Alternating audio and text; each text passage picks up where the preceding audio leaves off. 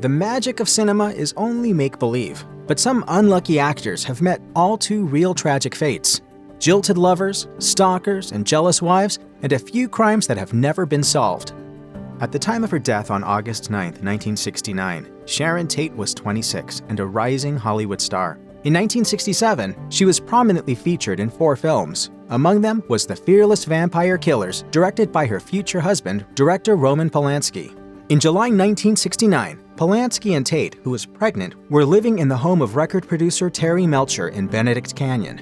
With Polanski away on a film shoot, Tate shared the house with 2 friends.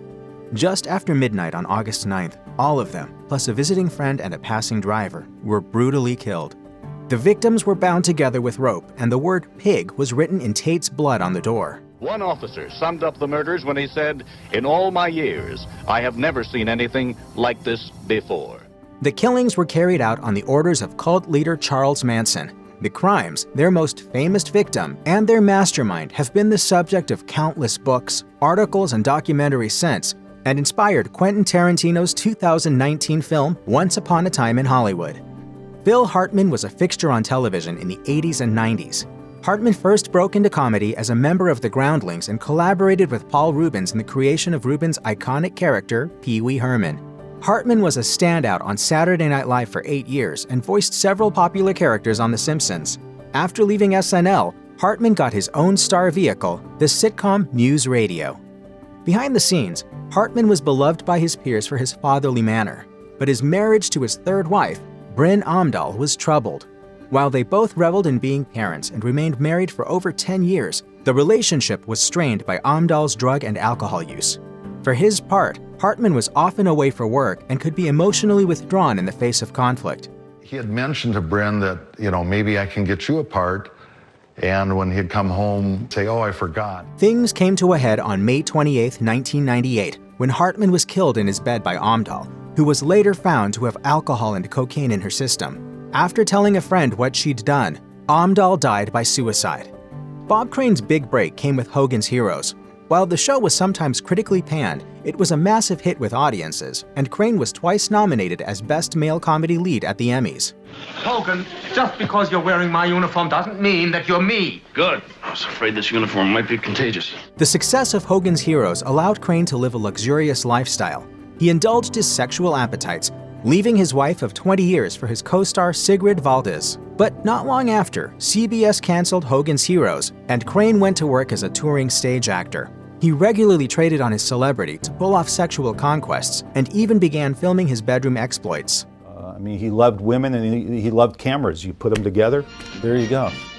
In this, he was aided by video salesman John Henry Carpenter, who sometimes joined Crane for a threesome. On June 29, 1978, the 49-year-old Crane was found beaten and strangled in his bed. His friend John Henry Carpenter was the prime suspect, but despite circumstantial evidence pointing in his direction, no warrant was issued. Carpenter was eventually arrested in 1992, but he was acquitted by a jury for lack of evidence during his 1994 trial. He died 4 years later, and Crane's murder remains officially unsolved. Before Charlton Heston, Ramón Novarro was the actor identified with the role of Ben-Hur, courtesy of the silent epic Ben-Hur, A Tale of Christ. Originally from Mexico, Novarro became associated with great romance. In his private life, Novarro was gay, a fact he struggled to reconcile with his Catholic faith. Although he resisted studio pressure to enter a sham marriage to improve his image, he was reluctant to discuss his sexuality, even with his closest friends. With the coming of sound, Novarro's career declined despite his classically trained voice, and he developed a dependence on alcohol. In his final years, Novarro was comfortable but reclusive.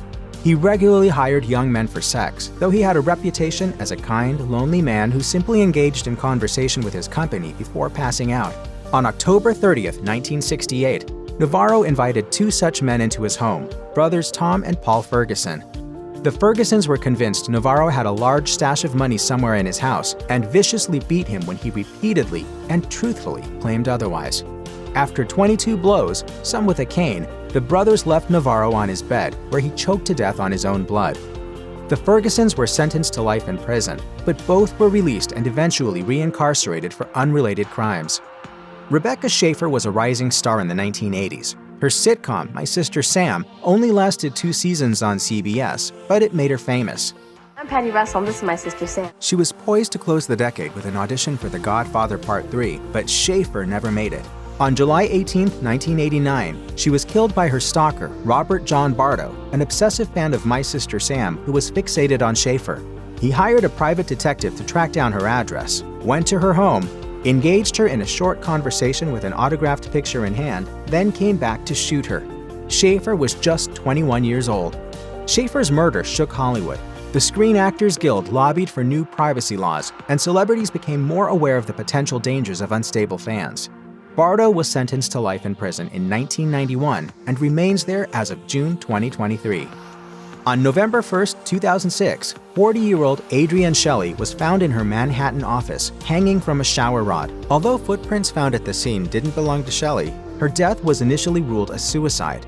However, her husband, Andy Ostroy, refused to accept the ruling.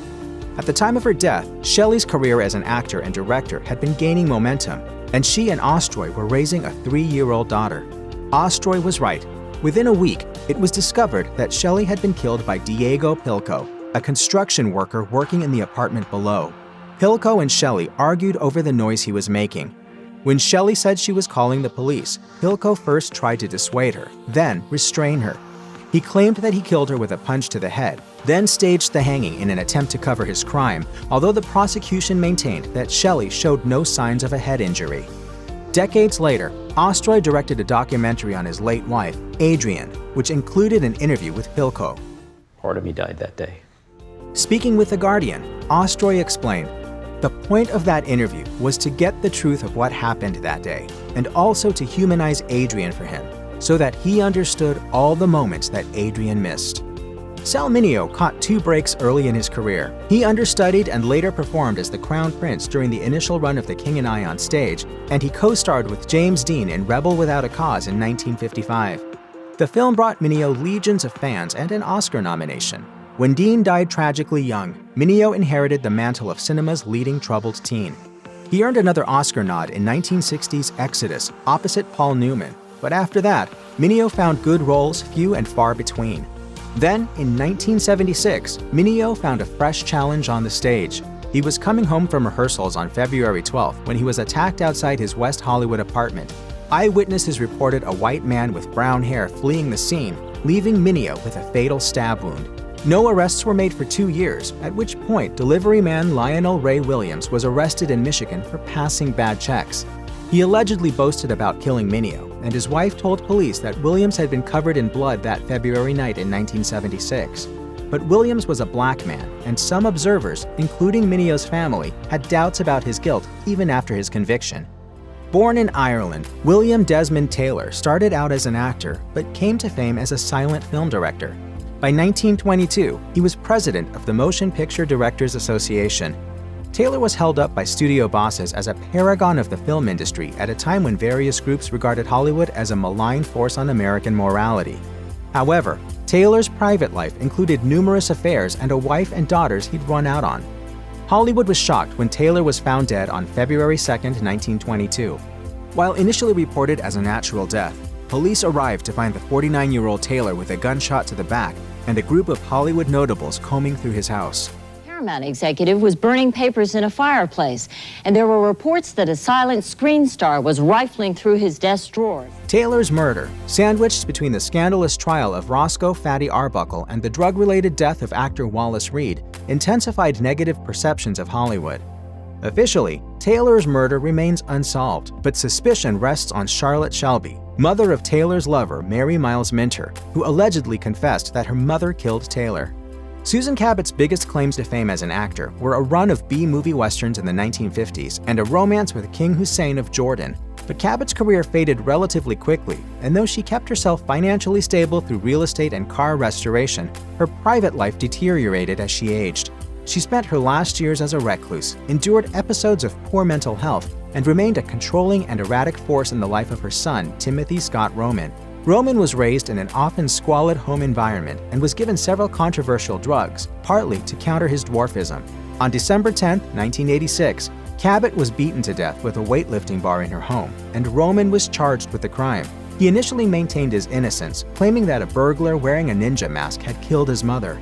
But with police evidence suggesting otherwise, his defense focused on his unusual upbringing and mental health issues. Roman later admitted that there was no burglar, but maintained he didn't remember killing Cabot. In 1989, Roman was found guilty of involuntary manslaughter. There was a touch of scandal in Peter Arne's life even before he was found beaten to death on August 1, 1983.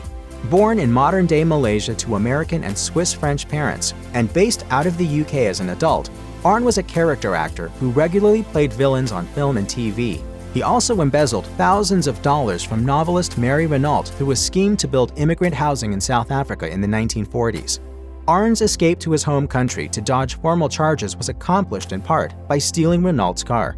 He was more generous to Giuseppe Peruzzi in the 1980s. Peruzzi lived in a park near Arne's Knightsbridge home. At the time of his death, Arne was providing Peruzzi with food.